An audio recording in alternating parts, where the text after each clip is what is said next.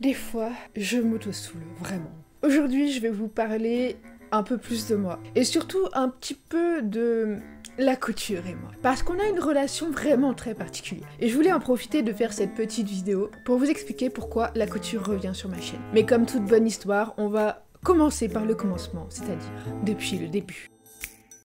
Petite, je change de sport tous les ans, peut-être même en cours d'année, en passant par du judo, danse classique, orientale, moderne jazz, athlétisme, équitation, je me décide jamais vraiment à rester dans une discipline. Ma réponse à ce que je voulais faire dans la vie changeait tout le temps. Mais bon, quand t'es petit, les adultes ne prennent pas tellement tes réponses au sérieux. Entendre de la bouche d'un enfant qu'il veut devenir astronaute ou devenir une sirène, c'est plutôt mignon. Seulement à l'arrivée du collège, c'est pas la même chose. Et c'est là que ça devient justement problématique. Tandis que tu t'ennuies en cours et que tu ne sais même pas pourquoi t'es là, ni qui tu es vraiment, et ni ce que tu veux faire de ta vie, on te demande de faire un choix définitif pour le reste de ta vie. Et quand t'as 15 ans, la plupart du temps, t'en sais rien du tout. La conseillère d'orientation te met la pression pour te dire « Fais tes choix, fais tes vœux », donc t'es bien obligé de jouer le jeu. Et pour couronner le tout, généralement la famille y mettent leur grain de sel. Moi pour le coup ça va, j'ai été épargnée, j'ai eu plutôt des parents hyper patients. Je leur remercie d'ailleurs parce que je sais pas comment ils ont fait. Même encore aujourd'hui je sais pas comment ils font. Du coup mon premier choix s'est porté pour être danseuse pro à la dernière année du collège. Alors je dansais pas mal déjà et puis là je me suis inscrite en danse classique et j'avais vraiment pas mal d'heures par semaine de danse. Seulement, j'ai fait plusieurs entorses à la cheville droite et cette dernière entorse a été fatale. J'ai pris énormément de retard en cours de danse parce que j'ai dû être opérée de la cheville tout simplement, avec le plâtre et tout le bordel qui va avec. Finalement, je me suis résolue que c'était peut-être pas ma destinée. Et puis de toute façon, j'avais bien conscience des enjeux du métier et de l'avenir incertain qui m'attendait si je continuais dans cette voie-là. Absolument tout ce que je ne voulais pas.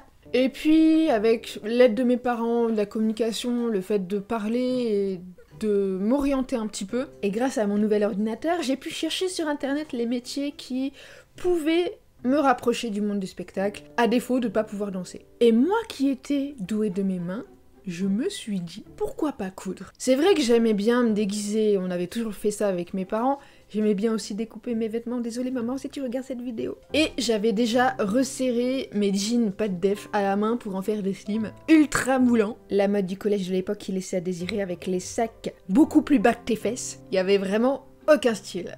Et tout le monde faisait ça. J'ai donc choisi le métier de costumière. Et il faut l'avouer, les gens sont rassurés quand tu leur dis que tu es, pour un métier comme le mien, couturière, parce que oui, c'est un métier sérieux et utile. Et ça rassure surtout ta famille. Mais jouer un rôle, les personnages, les grosses robes hyper bien travaillées, hyper complexes, historiques, les robes de mariée, ça me fascinait. M'imaginer à la fois créer les robes, les porter aussi, hein, et jouer cette espèce de personnage en fait. Donc oui, m'imaginer coudre, c'était bien, mais pas seulement, c'était tout l'après qui m'intéressait aussi. Donc je savais déjà que la couture, ce serait pas ma seule passion, mais c'était déjà un début. Je savais en fait que j'aimerais bien coudre, mais de là rester enfermée dans un atelier toute ma vie, non. Je me suis quand même lancée en me disant que ça me mènerait sûrement quelque part, et ça a pas loupé. Première année en école de mode à Grenoble, une catastrophe. Pour remettre un petit peu dans le contexte, j'étais à l'internat. 30 élèves, un garçon. Et dans la classe, il y avait 90% des élèves qui n'étaient pas passionnés par la mode. Pourquoi selon vous? Parce qu'au collège, quand on te demande de faire des choix et que t'es pas accepté dans tes premiers choix, on te renvoie aux choix d'après.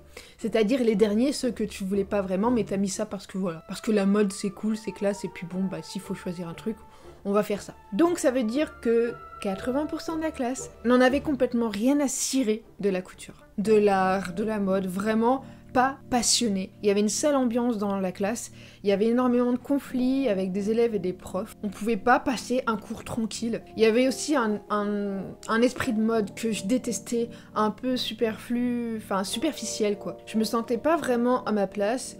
J'ai essayé de jouer le jeu, mais j'étais frustrée de pas pouvoir suivre certains cours qui m'auraient passionnée, comme le dessin par exemple, où la prof elle se laissait totalement dépasser par les élèves perturbateurs. C'était extrêmement relou. Et puis moi, ce que je voulais faire, c'était costumière, pas styliste de mode.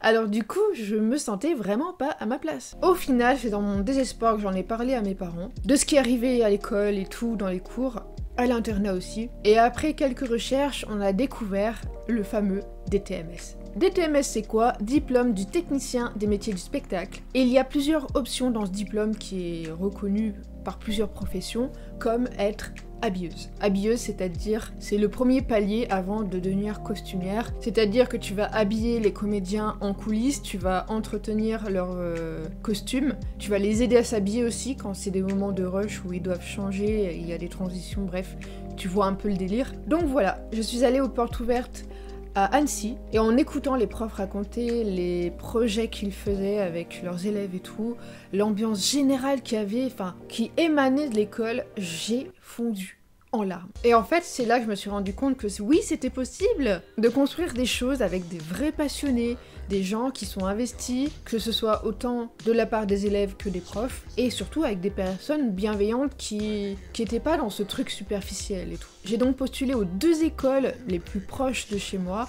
Il y avait celle d'Annecy et celle de Lyon pour une réorientation, et j'ai été acceptée aux 2. Seulement, il fallait choisir entre l'une et l'autre. Donc ma mère, elle avait une amie qui avait quelques dons de voyance, et sans vraiment me consulter, elle lui a demandé de l'aider à choisir quelle serait la meilleure école pour moi. Et du coup, elle a sorti un pendule qui a penché en faveur de Lyon. Ma mère m'en a fait part, ne sachant pas trop quoi penser à l'époque de la spiritualité. Je me suis dit, pourquoi pas? Et du coup, j'ai choisi Lyon. J'ai été formée pendant 2 ans, couture, art et cours généraux. J'étais à l'internat et tout s'est merveilleusement bien passé. Mais contrairement à toutes les élèves, il y avait 12 nanas avec une personnalité vraiment extraordinaire. Elles avaient tous un parcours. Il y avait aussi des âges différents, donc c'était quand même un cours où il y avait des personnes plus matures, entre 17 ans et 23 ans. Malgré ça, j'avais quand même le sentiment d'être la moins investie. Je les voyais tout à fond sur leurs projets et moi, je me sentais vraiment en décalé par rapport aux autres. Il y avait des trucs, ouais, j'adorais, et d'autres, je me disais, mais quoi faire, quoi? Qu'est-ce que je fous là, au final? En fait, passer des heures enfermées dans l'atelier me déprimait. Je sentais que j'avais besoin d'explorer d'autres choses à l'époque, et je me souviens un soir, quand j'étais dans ma chambre d'internat, parce que oui, à Lyon aussi j'étais à l'internat, j'ai dit à ma camarade de classe qui partageait aussi la même chambre que moi, enfin je me souviens lui avoir dit un truc du style « Je veux pouvoir exprimer mes talents sur une scène, montrer ce que je sais faire ». J'ai obtenu mon diplôme, j'aurais pu envisager de faire des efforts et continuer mes études, mais j'avais envie de gagner mon indépendance et de travailler, et comme je le disais, j'avais pas envie de finir enfermée dans un atelier. Ça m'inspirait pas grand chose. Du coup, j'ai tenté d'être embauchée à Lyon. Seulement quand le diplôme s'est terminé, c'est-à-dire que les cours se sont terminés en juin, et bien juillet, août, la période de l'été, c'est des périodes creuses dans le monde du spectacle. Donc, par manque de travail, vu que je voulais bosser en tant qu'habilleuse et qu'il n'y avait pas de travail, je me suis dit, bon, qu'est-ce que je pourrais faire en attendant? Et je me suis retrouvée en mission locale. Un conseiller m'a proposé de rejoindre une école qui se nommait l'Entrée des Artistes, une école à 15 minutes de chez moi, que je connaissais pas du tout, pour être animateur polyvalent, spécialiste dans le tourisme et aussi spécialisé dans les arts de la scène. J'ai accepté direct! Finalement, j'ai laissé un peu la couture de côté, mais je m'en suis quand même servi pour des gros projets, notamment pour faire ma première vraie scène avec des costumes que j'avais moi-même inventé et créé, que j'ai pu porter et jouer un rôle avec ces fameux costumes. Je suis littéralement sortie de ma zone de confort sur tous les aspects. Il fallait choisir 3 disciplines, j'ai choisi le chant, j'avais la tremblote quand je chantais tellement ça me faisait flipper. Il y avait aussi pas mal de théâtre, et la création de mon propre costume. C'était quand même un challenge énorme. C'était pas parfait, mais je l'ai fait. Et surtout pour moi, chanter qui avait une surdité, je me sentais et qui avait honte de ma voix, je me sentais pas du tout à l'aise avec ça. Mais je me suis dit, même si c'est pas parfait, on s'en fout, je veux le faire. Et je l'ai fait.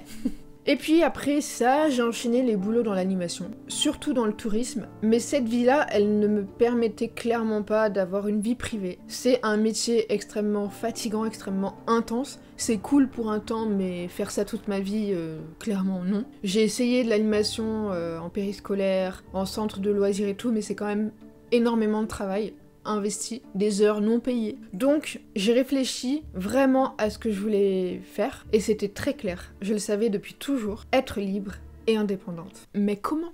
C'était ça la question, que je ne savais pas comment. Alors c'est vrai que mes choix se sont toujours portés vers la créativité, vers l'artistique, et notamment le monde de la scène, du spectacle et du cinéma aussi. Donc j'ai vécu quelques années en enchaînant des formations qui n'ont pas vraiment à voir avec ça, mais je me suis dit tout bonnement autant le prendre, ça m'amènera sûrement quelque part. J'ai enchaîné des formations en vente, comédie musicale, éducation canine. Je te l'avais dit, rien à voir, mais voilà. J'ai fait ce qui me donnait envie et ce qui me donnait peut-être une lueur d'espoir vers ce que je voulais vraiment faire, vers des domaines qui me passionnaient vraiment. Et finalement, en rentrant un petit peu dans le milieu, je m'étais rendu compte de certaines choses qui me plaisaient pas tant que ça finalement. Et où je ne pouvais pas être libre et indépendante. Et surtout, je me sentais pas à la hauteur pour me mettre à mon compte. C'est pour ça que j'ai cherché des moyens ailleurs plutôt qu'en moi. Mais la vie, elle a choisi pour moi. Elle m'a dit stop, clairement. Accident du genou, ménisque sauté, ligament croisé, bref, la totale. J'ai été obligée d'arrêter cette course infernale et dans un repos forcé, j'étais frustrée de pas pouvoir avancer, je voulais réussir. Alors j'ai fait ce que j'ai pu sur le moment et je me suis tout naturellement remise à coudre, avec une jambe qui ne tenait pas la route. Peu de place pour m'installer dans une très petite pièce. J'ai recommencé à créer avec un semblant de bureau, un semblant d'atelier, installé au bord de mon canapé, sans pouvoir vraiment marcher. C'est là que j'ai créé ma chaîne YouTube, en 2018. Que j'ai aussi passé mon compte Instagram perso en compte pro, parce que je me suis dit je m'en fous de partager ma vie perso, de toute façon j'ai rien à raconter. Moi ce que je veux c'est du concret. Et j'ai commencé aussi à publier. Et puis j'ai publié quelques photos. C'était loin d'être parfait, mais je créais et c'était l'essentiel. J'avais vraiment l'impression d'avancer et de faire quelque chose de concret. Après l'opération, la vie a fait que je me suis retrouvée à Strasbourg. J'ai cherché le premier boulot dans lequel j'avais pas vraiment besoin de m'investir, surtout en dehors des heures de travail. Et j'ai commencé à bosser Enfin, j'ai pris un mi-temps en gros, à Brioche Dorée sur la place Kléber. Et puis le reste de mon temps, j'ai commencé à chercher et à me dire qu'est-ce que je fais ? Comment est-ce que je peux m'y prendre pour vivre une vie qui me correspond vraiment, un métier qui me plaît, dans lequel je me sentirai jamais enfermée et qui pourra me permettre d'être enfin libre et indépendante et de suivre une voie sans lâcher comme je l'ai toujours fait jusqu'à présent, parce que j'en avais marre de construire et de déconstruire. J'en avais ras-le-bol de passer du coq à l'âne. Je voulais vraiment avancer. Reprendre les études, ouvrir une boutique. Quel business model ? Je me suis vraiment posé toutes ces questions pendant 1 an. Et je pense que j'avais déjà les réponses, mais j'avais vraiment besoin d'être sûre de moi à 200%.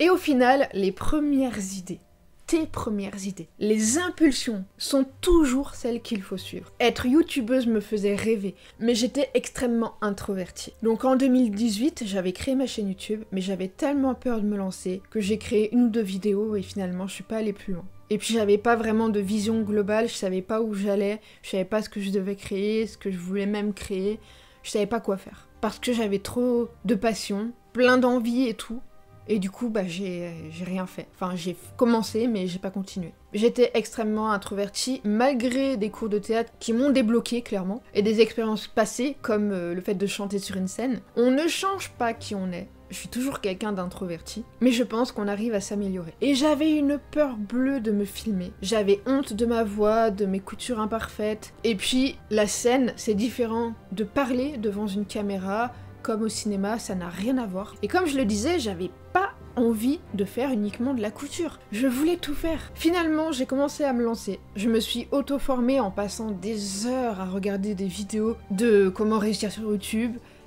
comment créer un business.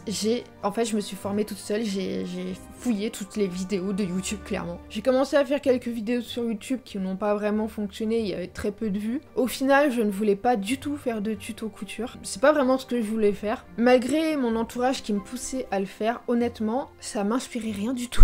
Et révolue à vouloir réussir, je me suis dit qu'il fallait faire des vidéos qui fonctionnent, qui aident les gens et qui plaisent aux gens. Le premier tuto a été un carton. Ma chaîne a commencé à décoller et puis la suite, vous la connaissez quoi. 1 an après, je crée mon entreprise. 2 ans après, je craque parce que j'en ai ras-le-bol de coudre, de passer des heures enfermées à faire d'énormes efforts pour ne pas être si libre que ça finalement. Mais pendant ces 3 ans, j'ai appris 2 choses évidentes mais extrêmement importantes. La première, c'est ma façon d'expliquer. La pédagogie est peut-être le truc que j'ai développé le plus.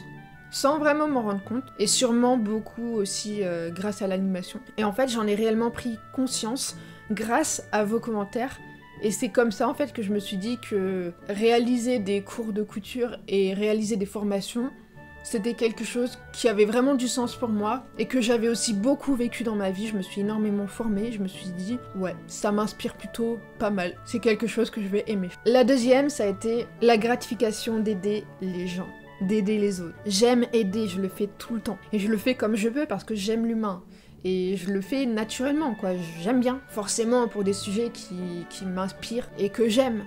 Mais voilà, j'ai vraiment le cœur sur la main, j'ai envie d'aider. Et ça, le retour que j'ai eu grâce à ces tutos, pour moi ça a été extrêmement révélateur. Je m'attendais pas à ce que ça me procure un bien-être et que ça m'aide en fait à continuer tout ça. Donc tout était parfait, je continuais mes tutos couture, mais seulement je ne faisais que ça. Et au final, après 3 ans, je croyais que ce seul élément était le problème. Car j'avais commencé à le détester. Parce que je n'en faisais pas ce que je voulais. La couture. En fait, je me suis dit que c'était ça le problème. Et que je devais le remplacer. Et quand j'ai commencé à en parler un peu sur ma chaîne YouTube, comme vous le savez, certainement, si vous regardez cette vidéo, sinon je vous conseille d'aller voir les vidéos en question qui vont s'afficher dans le petit i. Sur le moment, ça m'a vraiment libérée d'exprimer ce que je ressentais. Et j'ai commencé vraiment à parler de choses alors que j'avais compris depuis longtemps, mais que j'avais vraiment jamais abordé le sujet. J'ai commencé à dire que j'étais multipassionnée, multitalent, bref, multipotentiel quoi. Et grâce à cette chaîne YouTube, je me suis prouvé que je n'avais pas de problème d'attention, de focus, que la multipotentialité n'avait rien à voir avec de la douance ou avec des troubles. Finalement, j'ai compris qu'à travers toutes les expériences passées, je me comprends parfaitement, je sais qui je suis,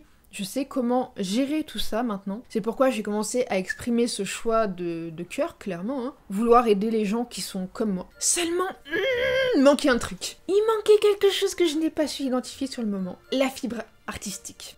Ouais. Alors c'était un peu inconscient et l'expérience m'a appris que lorsqu'on ne sait pas exactement quoi faire, le mieux est d'agir. C'est ce que j'ai fait. Pour moi, c'était clair. Enfin, du moins, je le croyais. Sur le moment, je me suis dit, bon, la couture, c'est terminé. Mais, je sais pas si vous vous rappelez, je l'ai toujours dit, la couture, ça fera toujours partie de mon univers. Eh bien, je ne croyais pas si bien dire. Au bout de quelques montages vidéo, j'avais vraiment ce sentiment qu'il manquait un truc. Et c'est tout naturellement que la couture s'est mise à réapparaître dans mon imaginaire. Et au début, je l'ai pas vraiment prise au sérieux parce que j'avais peur de me raccrocher à cette ancienne identité de la petite Jupy qui faisait que des tutos couture et de me raccrocher à quelque chose qui ne me correspondait plus du tout. J'avais peur de me raccrocher à la couture parce que j'avais aussi peur d'échouer et voilà, de revivre encore d'anciens schémas. J'avais peur aussi d'avoir fait tout ça pour rien, c'est-à-dire d'avoir exprimé tout ce que je ressentais pour rien, d'avoir tout déconstruit ce que j'avais commencé à reconstruire, et de passer aussi pour la fille qui ne sait pas ce qu'elle veut, à travers vous, à travers les personnes qui me suivent et tout. Et puis je me suis dit, oh et puis merde, j'ai lâché prise.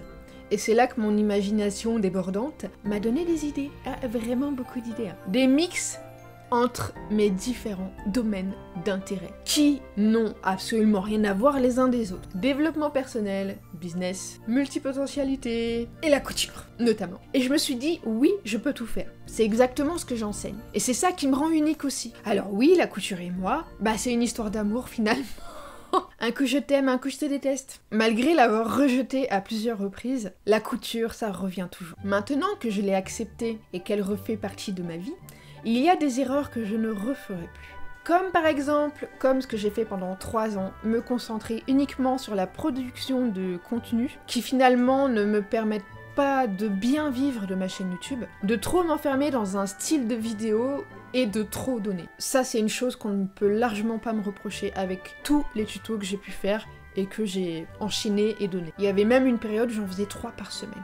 Ouf, une ouf. Et la bonne nouvelle, c'est que ce tas d'erreurs que j'ai fait me servent maintenant à vous expliquer comment à votre tour vous pouvez faire. Si vous êtes comme moi multipotentiel, multipassionné, et ben voilà, je peux vous aider sur tous ces aspects. Et depuis que j'ai commencé à le faire, ça m'a tout débloqué. Mon but sera toujours le même, m'assurer que vous puissiez réussir votre vie, que vous puissiez aussi vous construire une vie sur mesure, à votre image, qui vous corresponde parfaitement. Surtout quand vous êtes comme moi, multipassionné et que vous savez absolument pas quoi faire de tout ce potentiel. Alors, j'ai globalement des idées. Il y a un certain type de vidéo qui va apparaître prochainement sur ma chaîne YouTube. Bien sûr, rien n'est définitif.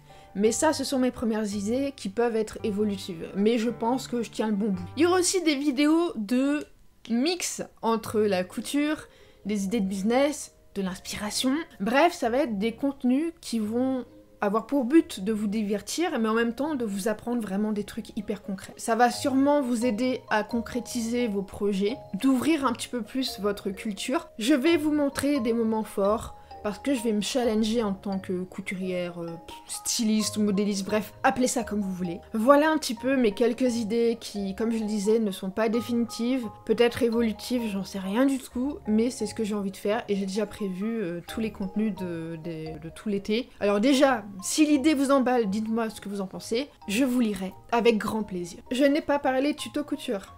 Parce que, comme je le disais, ça ne m'inspirait plus. Ça me prend énormément de temps, c'est un travail extrêmement long. Maintenant, je suis ouverte à vos idées. Mais voilà un petit peu le tournant de ma chaîne YouTube. J'espère que ça vous plaira toujours autant. J'espère vous aider pour toutes les demandes que vous avez et dans lesquelles je suis forte pour vous apporter des réponses. Je suis ravie de pouvoir revenir avec une envie de coudre à nouveau. Je ne pensais pas que ça reviendrait, franchement, encore une fois, après 3 ans de couture intensive. Mais c'est cool, j'ai l'impression de me retrouver un petit peu aussi, et de pas avoir fait tout ça pour rien non plus. Et surtout, de vous retrouver. Vous me suivez toujours autant, malgré ce que je fais, et ça c'est ultra cool. Donc merci à vous. J'espère vous amuser, vous faire rire, vous inspirer et vous aider. Encore merci d'être là depuis le début, et de me rejoindre. Et de nous rejoindre si vous arrivez tout juste. Bienvenue. Et puis, à bientôt.